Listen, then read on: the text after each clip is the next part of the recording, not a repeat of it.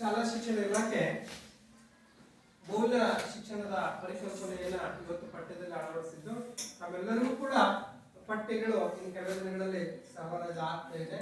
ಆ ಪಠ್ಯಗಳಲ್ಲಿ ಮೌಲ್ಯ ಶಿಕ್ಷಣವನ್ನ ಅಳವಡಿಸಲಿಕ್ಕೆ ಇವತ್ತು ಇಲಾಖೆ ನಿರ್ದೇಶನವನ್ನ ನೀಡಿದೆ. ಆ ನಿಟ್ಟಿನಲ್ಲಿ ನಾವೆಲ್ಲರೂ ಕೂಡ ಹಲವಾರು ಮೌಲ್ಯಗಳ ಬಗ್ಗೆ ಒಂದೊಂದು ತಿಂಗಳು ಒಂದೊಂದು ಮೌಲ್ಯದ ಬಗ್ಗೆ ನಾವು ನಿಮಗೆ ಹೇಳ್ತಾ ಹೋಗ್ತೀವಿ.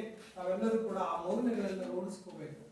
ನಾವು ಇವತ್ತು ಮಾನವೀಯ ಹಿನ್ನೆಲೆಯಲ್ಲಿ ಮೌಲ್ಯಗಳನ್ನು ರೂಢಿಸಿಕೊಂಡಾಗ ಶಿಕ್ಷಕರಿಗೆ ಹೇಗೆ ಗೌರವ ಕೊಡಬೇಕು, ತಂದೆ ತಾಯಿಗಳಿಗೆ ಹೇಗೆ ಗೌರವ ಕೊಡಬೇಕು, ಗುರು ಹಿರಿಯರಿಗೆ ಹೇಗೆ ಕೊಡಬೇಕು, ಸಮಾಜದಲ್ಲಿ ನಾವು ಮೌಲ್ಯಯುತವಾಗಿ ಹೇಗೆ ಬದುಕಬೇಕು ಎನ್ನುವ ನಿಟ್ಟಿನಲ್ಲಿ ಹಲವಾರು ನಮ್ಮ ಶಿಕ್ಷಕರು ನೀಡಿರುವಂತಹ ವಿಷಯಗಳನ್ನ ನಮ್ಮ ಜೀವನದಲ್ಲಿ ಅಳವಡಿಸಿಕೊಂಡಾಗ ನೀವು ಪರಿಪೂರ್ಣ ವಿದ್ಯಾರ್ಥಿಗಳಾಗಲಿಕ್ಕೆ ಸಾಧ್ಯ.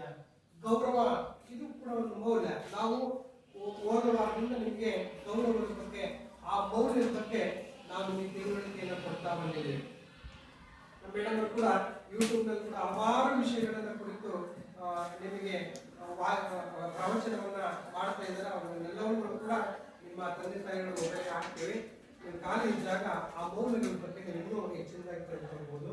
ಹಾಗೆ ಪ್ರಾಮಾಣಿಕತೆ, ಸಹಾಯ, ಕರುಣೆ, ದಯೆ, ಕಾಳಜಿ, ಕ್ಷಮೆ, ಆತ್ಮಗೌರವ, ಇನ್ನು ಹಲವಾರು ಮೌಲ್ಯಗಳಿವೆ.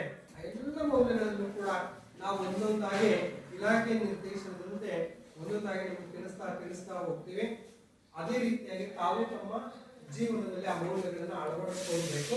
ಜೊತೆಗೆ ಯಾವ್ಯಾವ ಮೌಲ್ಯಗಳ ಬಗ್ಗೆ ನಿಮಗೆ ತಿಳುವಳಿಕೆ ಹೇಳ್ತೀವೋ ಆ ಮೌಲ್ಯಗಳ ಬಗ್ಗೆ ಕೆಲವಾರು ಪೇಜ್, ನಿಮ್ಗೆ ಎಷ್ಟು ಸಾಧ್ಯ ಆಗುತ್ತೋ ಅಷ್ಟು ಪೇಜ್ಗಳಲ್ಲಿ ನೀವು ಬರೆದಿಟ್ಟುಕೊಳ್ಬೇಕು.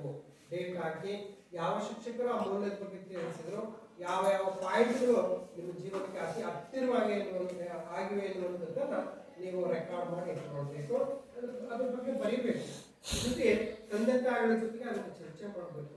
ನಮ್ಮ ಶಾಲೆಯಲ್ಲಿ ಇಂಥ ಮೌಲ್ಯ ಶಿಕ್ಷಣದ ಬಗ್ಗೆ ಹೀಗೆ ಹೇಳಿದ್ರು, ಇಂತಿಂಥ ಮೌಲ್ಯಗಳನ್ನ ಮೇಡಮ್ ಹೇಳಿದ್ರು, ಇಂತಿಂಥ ಮೌಲ್ಯಗಳನ್ನು ಸರ್ ಹೇಳಿದ್ರು, ಅಮ್ಮ ನಾವು ಕೂಡ ಈ ಮೌಲ್ಯಗಳನ್ನು ರೂಢಿಸ್ಕೋಬೇಕು ಅಂತ ನೀವು ನಿಮ್ಮ ತಂದೆ ತಾಯಿಗಳ ಜೊತೆಗೆ ಅವುಗಳನ್ನು ಹಂಚಿಕೊಂಡಾಗ ಅದು ಬಹಳಷ್ಟು ಸೂಕ್ತ ಅಂತೇಳಿ ಅನಿಸುತ್ತೆ. ಆ ಹಿನ್ನೆಲೆಯಲ್ಲಿ ನಮ್ಮ ಇಲಾಖೆ ಇವತ್ತು ವಿದ್ಯಾರ್ಥಿಗಳಲ್ಲಿ ಮೌಲ್ಯ ಶಿಕ್ಷಣದ ಅಧಪತನ ಆಗ್ತಾ ಇತ್ತು ಅಂತ ಎಲ್ಲ ವಿಷಯಗಳನ್ನು ನೋಡಿದಂತ ನಮ್ಮ ಶಿಕ್ಷಣ ಇಲಾಖೆ ಇವತ್ತು ಮೌಲ್ಯ ಶಿಕ್ಷಣವನ್ನು ಮಕ್ಕಳಿಗೆ ನೀಡಬೇಕು ಎನ್ನುವ ನಿಟ್ಟಿನಲ್ಲಿ ಇವತ್ತು ನಿಮಗೆ ಪಠ್ಯವನ್ನು ಕೂಡ ಮಾಡಿ ಮೌಲ್ಯ ಶಿಕ್ಷಣದ ಪರಿಕಲ್ಪನೆಯನ್ನ ನಿಮ್ಮಲ್ಲಿ ತುಂಬುವಂಥದ್ದು ಇವತ್ತು ಸಾಕಷ್ಟು ಪ್ರಶಂಸೆಗೆ ಒಳಪಡ್ತಾ ಇದೆ.